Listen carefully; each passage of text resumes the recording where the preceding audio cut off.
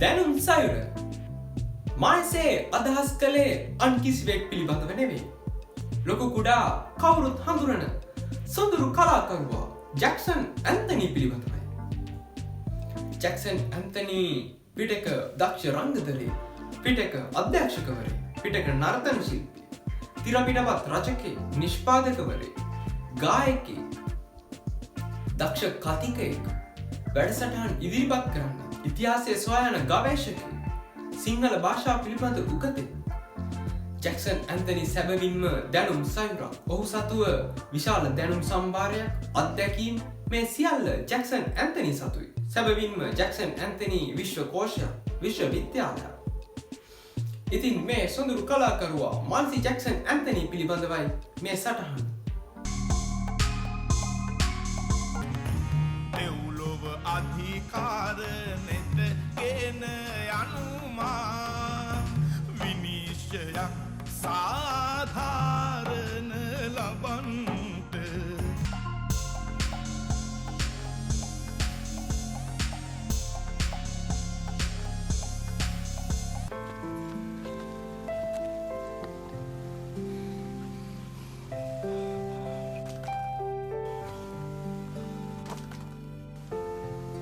මිනිහ තුඹ 1958 ජූලි 8 වැනි දින රාගම පොඩිවී කුඹුර ප්‍රදේශයේ ජැක්සන් ඇන්තනී මෙලොව එළිය දකිනවා.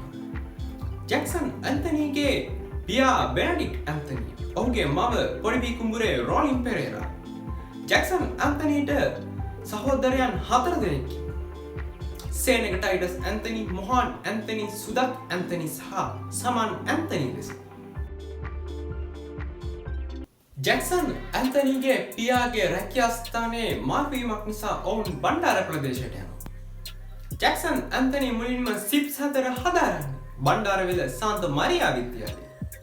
ඉන්පසු ජැක්සන් ඇන්තනී පවසයේ සිට සාමාන්‍ය පෙළ දක්වා ඔහු අධ්‍යාපනය ලබන්නේ කඳාන හපුකොඩ්ඩු විද්‍යාලයේ. ඉන්පසු ඔහු උසස් පෙළ හදාරන්නේ ගල්හිටියාව මධ්‍ය මහාවිද්‍යාලයේ. ඉන්පසු ජැක්සන් ඇන්තනී සරසවි වරම් හිමි කරගන්න. කොළඹ සරසවියට ඇතුළත් වී සිංහල භාෂාව හා සාහිත්‍ය පිළිබඳව ජැක්සන් ඇන්තනී ගෞරව උපාධියක් හිමි කරගන්න. ඉන්පසු ඔහු නැවත ජයවර්ධනපුර විශ්වවිද්‍යාලයට ඇතුළත් වී ජනමාධ්‍ය පිළිබඳව ශාස්ත්‍රපති උපාධියක් ඔහු හිමි කරගන්නවා. ජැක්සන් ඇන්තනී කුඩා අවදියේ සිටම කලාවට ඉතා ඇලුම් කළායෙක්. ජැක්සන් ඇන්තනීගේ පියාද කලාවට ආදරය කළ චරිතයක්. ජැක්සන් ඇන්තනී කුඩා අවදියේදී සංගීත තරංග, නර්තන තරංග ආදියට ඔහුව ඉදිරිපත් කරන්නේ ඔහුගේ පියා විසින්. ජැක්සන් ඇන්තනීට රංගනය, නර්තනය, ගායනය ආදිය පිළිබඳව මූලික ගුරුහරුකම් ලබා දෙන්නේද ඔහුගේ පියා විසින්. පසුව ජැක්සන් ඇන්තනී කඳාන හපුකොටුව විද්‍යාලයේ ඉගෙනුම ලබද්දී එම පාසලේ සේවය කරපු ගුරුවරයෙක් ග්‍රීසන් මෙන්ඩිස් නම් ඇදුරුතුමා ජැක්සන් ඇන්තනීගේ මේ හැකියාවන් ඔහු දකිනවා. ඉන්පසු ජැක්සන් ඇන්තනීව නාට්‍යවලට සම්බන්ධ කරගන්නවා. ජැක්සන් ඇන්තනීට කුඩා අවදියේ සිටම නාට්‍ය රචනා කිරීමට සහජ දක්ෂතාවයක් තිබ්බා.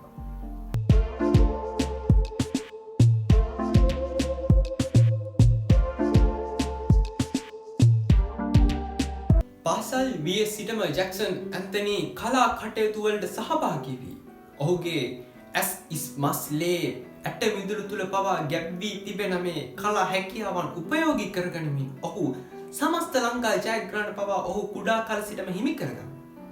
ඉන්පසු ඔහු දිනෙන් දින ඔහුගේ කැපවීමෙන් ඔහුගේ මේ තිබෙන සහජ දක්ෂතාවය ඔහු තවත් උපමට්ටම් කරගන්නවා. ජැක්සන් ඇන්තනී චිත්‍රකතා ඇඳීමටද සහජ දක්ෂතාවයක් පෙන්නුම් කළා. ජැක්සන් ඇන්තනීගේ පළමු වෘත්තියද චිත්‍රකතා ඇඳීමයි. ජැක්සන් ඇන්තනී ඔහුගේ එකල සගයා, තවමත් ඔහුගේ සගයා ශ්‍රියන්ත මෙන්ඩිස් සමග ඔහු නාට්‍ය කණ්ඩායමක් නිර්මාණය කරගන්නවා ගමේ තවත් සගයන් සමග එකතු වී. ඉන්පසු ඔවුන් නාට්‍ය තරඟවලට ඉදිරිපත් වී ජයග්‍රහණද ඔවුන් හිමි කරගන්නවා.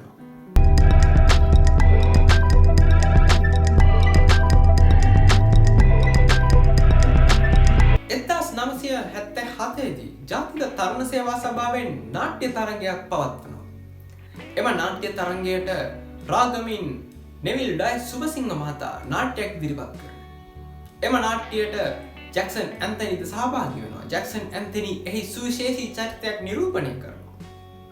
එම නාට්‍යයට සම්මාන 7ක් හිමිවනවා. එය ජැක්සන් ඇන්තනිගේ පළමු නාට්‍යයයි. ඉන්පසු 1980 දී ලෝදිය නාට්‍යයට හොඳම නළුවා, හොඳම රචනය, හොඳම නාට්‍ය යන සම්මාන ත්‍රිත්වයම ජැක්සන් ඇන්තනි සතු වෙනවා. ජයන්ත චන්දසිරි මහතාගේ අත් නාට්‍යයේ ජැක්සන් ඇන්තනි රංගනයේ යෙදී ජැක්සන් ඇන්තනි අතිශය ජනප්‍රිය වෙනවා.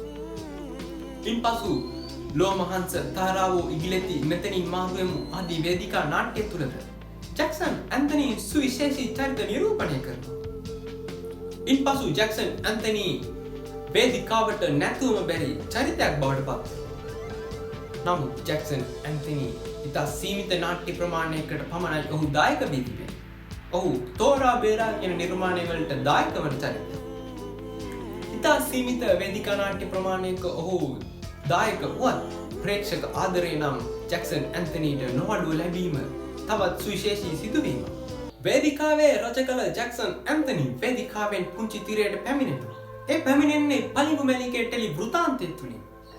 පලිඟු මැණිකේ ටෙලි වෘතාන්තයේ ගමේ පෙම්වතා වූ විජයපාලගේ චරිතය නිරූපණය කරන්නේ ජැක්සන් ඇන්තනි. සිය පළමු කුළුඳුල් ටෙලි වෘතාන්තයෙන්ම ජැක්සන් ඇන්තනි අද්විතීය රංගනයක නියැලී ප්‍රේක්ෂකයන්ගේ හදවත් තුළ ජැක්සන් ඇන්තනි නාමයට ඉඩ වෙන් කර ගැනීමට සිය පළමු ටෙලි වෘතාන්තයෙන්ම ජැක්සන් ඇන්තනිට හැකි වෙනවා.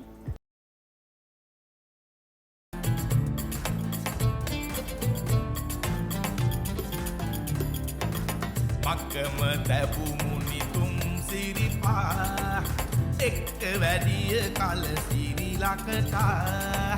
සිරිලකටා දැක්වූ සුර. ඉන්පසු ආනන්ද අබේනායක මහතාගේ කන්දේ ගෙදර, රෝහණ පැලීට මහතාගේ සුසීමා ආදී මුල් යුගයේ ටෙලි වෘතාන්ත තුලද ජැක්සන් ඇන්තනි සිය ප්‍රතිභාපූර්ණ රංගන කෞශල්‍ය මනාව ප්‍රේක්ෂකයාට පිළිබිඹු කරනවා. ඒ තුලින්ද ජැක්සන් ඇන්තනි තව තවත් ජනාදරයට ඔහු පාත්‍ර වෙනවා. කඩුල්ල, ඇල්ලඟවලව්ව, පිටගම්කාරයෝ, බෙදහාමිනේ සහ අකාල සන්ධ්‍යා ආදී ටෙලි වෘතාන්තවලද ජැක්සන් ඇන්තනි රංගනයේ නියැලෙනවා. ඒ තුලින් ජයන්ත චන්දසිරි මහතා නිර්මාණය කළ බෙදහාමිනේ සහ අකාල සන්ධ්‍යා ටෙලි වෘතාන්ත අතිශය ජනප්‍රිය වෙනවා. ජැක්සන් ඇන්තනිද එම ටෙලි වෘතාන්තවල සුවිශේෂී චරිත නිරූපණය කරනවා. එම ටෙලි වෘතාන්තවලින් අකාල සන්ධ්‍යා ටෙලි වෘතාන්තය ජැක්සන් ඇන්තනිගේ ජීවිතයේ සුවිශේෂී සන්ධිස්ථානයක් බව නම් නිසැකයි. ඒ අකාල සන්ධ්‍යා ටෙලි වෘතාන්තය කාලතරණය පිළිබඳව නිර්මාණය වූ ටෙලි වෘතාන්තය.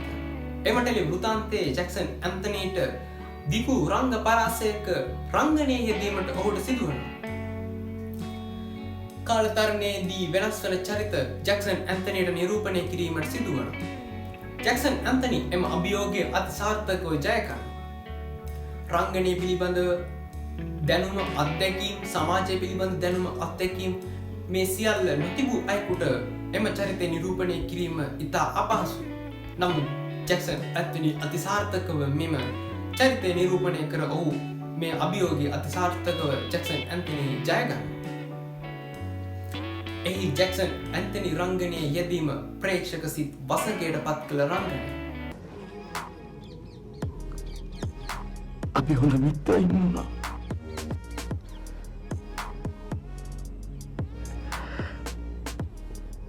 ජාතිත්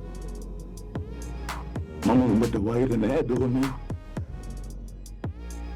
ජැක්සන් ඇන්තනි තෝරා බේරාගෙන නිර්මාණවලට දායක වීමට කදිම නිදසුන අකාල සන්ධ්‍යා ටෙලි වෘතාන්තයේ රංගනයේ නියැලී වසර 13කට පසු අප්පච්චි නිර්මාණයට ඔහු දායක වීමයි. ඉතාම සීමිත නිර්මාණ ගණනකට ඔහු දායක වී ඇති නමුත් ජනාදරයෙන් නම් අදටත් ඔහුට කිසිදු අඩුවක් නැහැ.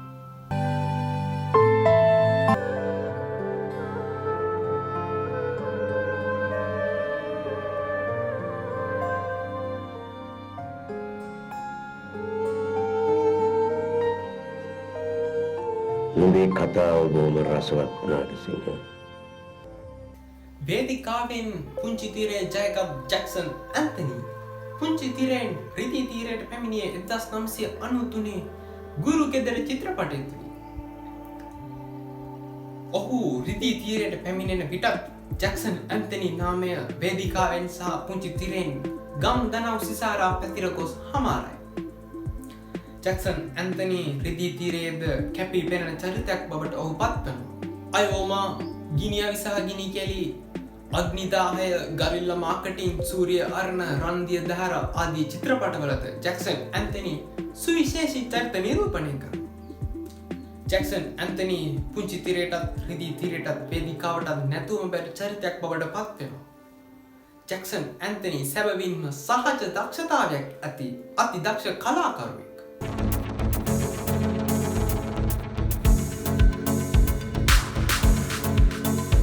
ඉන්පසු ජැක්සන් ඇන්තනි ඇසල කළුවර තුළින් සිය ප්‍රථම අධ්‍යක්ෂණ අත්දැකීම ඔහු ලබා ගන්නවා.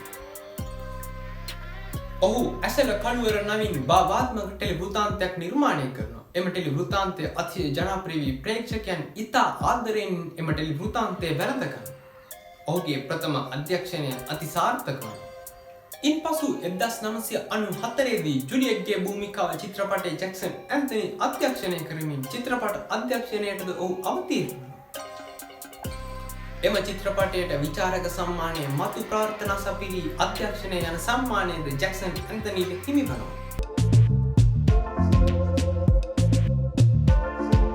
2004 වසරේ ලාංකීය චිත්‍රපට කලාවේ තවත් සුවිශේෂී චිත්‍රපටයක් නිර්මාණය වුණා. එය ආචාර්ය සෝමරන් දිසානායක මහතා නිර්මාණය කළ සූරිය අරණ චිත්‍රපටය. එම චිත්‍රපටයේ ජැක්සන් ඇන්තනි ඔහුගේ බාලපුතු සජිත ඇන්තනි සමග රංගනයේ නියැලෙනවා. ඔවුන් දෙදෙනාගේම රංගනය ප්‍රේක්ෂකයන් ඉතා ආදරයෙන් වැළඳ ගන්නවා. ඔවුන් දෙදෙනාගේම අද්විතීය රංගනය කැපී පෙනෙනවා. සිය පුත් සමග රංගනයේ නියැලීමට යෙදීම කෙතරම් වාග්යක්ද ජැක්සන් ඇන්තනිට එම වාග්යයටද හිමිකම් කීමට හැකි වෙනවා. එසේම තම පියා සමග රංගනයේ නියැලීමට පුතෙකුට හැකිවීම කෙතරම් වාග්යක්ද එම වාග්යයටද සජිත ඇන්තනිට උරුමකම් කීමට හැකි වෙනවා. ඔවුන් දෙදෙනාගේම අද්විතීය රංගනය කැපී පෙනෙනවා. සූරිය අරණ චිත්‍රපටයේ ජැක්සන් ඇන්තනි සහ සජිත ඇන්තනි අද්විතීය රංගනයක නියැලෙනවා. 2008 දී තවත් සුවිශේෂී චිත්‍රපටයක් නිර්මාණය වෙනවා. ඒ අබා චිත්‍රපටය. එය අධ්‍යක්ෂණය කරන්නේද ජැක්සන් ඇන්තනි. එම චිත්‍රපටය වැඩිම වියදමක් දරූ චිත්‍රපටය සහ වැඩිම ආදායමක් ඉපැවූ චිත්‍රපටය ලෙස වාර්තා පොත් අලුත් කිරීමට අබාට හැකි වෙනවා.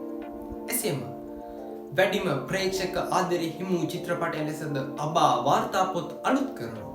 අබා චිත්‍රපටය අති විශිෂ්ට චිත්‍රපටයක්. අදටත් ප්‍රේක්ෂකයන් ආදරය කරන අති විශිෂ්ට චිත්‍රපටයක්. එසේම ජැක්සන් ඇන්තනි කුසපබා චිත්‍රපටයේද රංගනයේ නියැලෙනවා. සූරිය අරණ තැබූ වාර්තාව අබා චිත්‍රපටය බිඳහැරෙනවා. අබා චිත්‍රපටය තැබූ වාර්තාව කුසපබා චිත්‍රපටය බිඳහැරෙනවා. සුවිශේෂී සිදුවීම නම් පිළිවෙලින් මෙම චිත්‍රපට තුනේම ජැක්සන් ඇන්තනි රංගනයේ නියැලීම. නමුත් අබාට හිමි වූ ප්‍රේක්ෂක ආදරය නම් අදටත් කිසිම චිත්‍රපටයකට බිඳහෙලීමට හැකි වී නැහැ.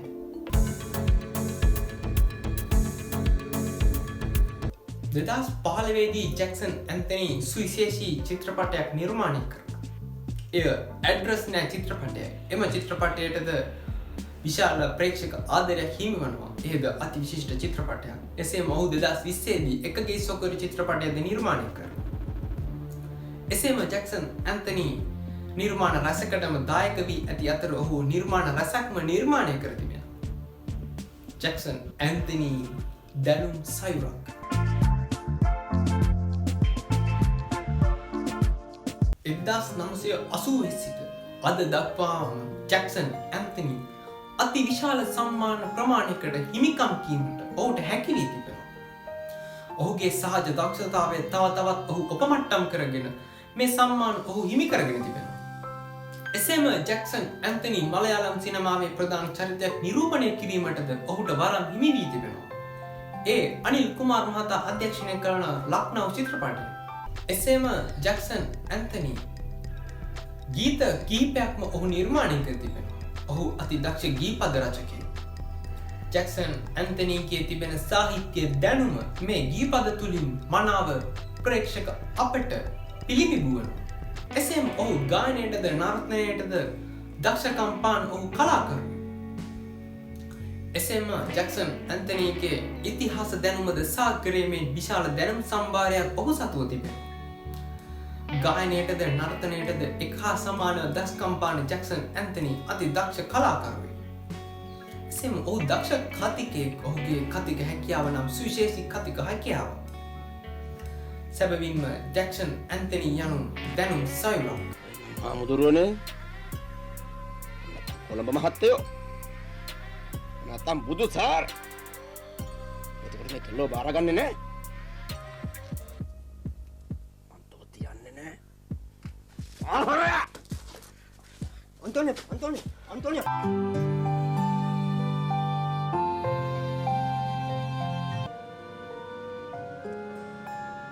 හැම මිනිහෙක් තුලම හොඳ මිනිස්සෙක් ජීවත් වෙනවා. හැබැයි සිරකරුවෙක් විදිහට අපි කවුරුත් මේ සිරකරුවව නිදහස් කරන්න ඕන දෝනි.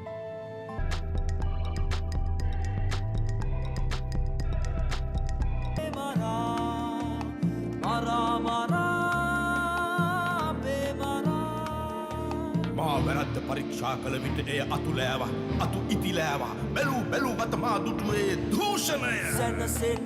ජැක්සන් ඇන්තනි නම් විද්වතා තුළ ගැබ්වී තිබෙන දැනුම, අත්දැකීම්, හැකියාව මේ සියල්ල ලාංකීය අපට වටිනා සම්පතක්. සැබවින්ම ජැක්සන් ඇන්තනි ලංකාවට වටිනා සම්පතක්. ජැක්සන් ඇන්තනි සැබවින්ම විශ්වකෝෂයක්, විශ්වවිද්‍යාලයක්, දැනුම් සයුරක් බව නම් නිසැකයි. ජැක්සන් ඇන්තනි මෙරට කලාවට ඉමහත් මෙයක් ඉටු කළ අති දක්ෂ කලාකරුවෙක්. ජැක්සන් ඇන්තනි ඔබට හෙළ කලාකෙත තවත් පෝෂණය කිරීමට ශක්තිය ධෛර්යය ලැබේවා. හොරා කිහිපයකින් වෙස්වලාගත් පුංචි මැණිකේ සමග ඌරාලින්ගේ අංගන් සටනට යාම සඳහා මට අවසර. ඔබට ජය.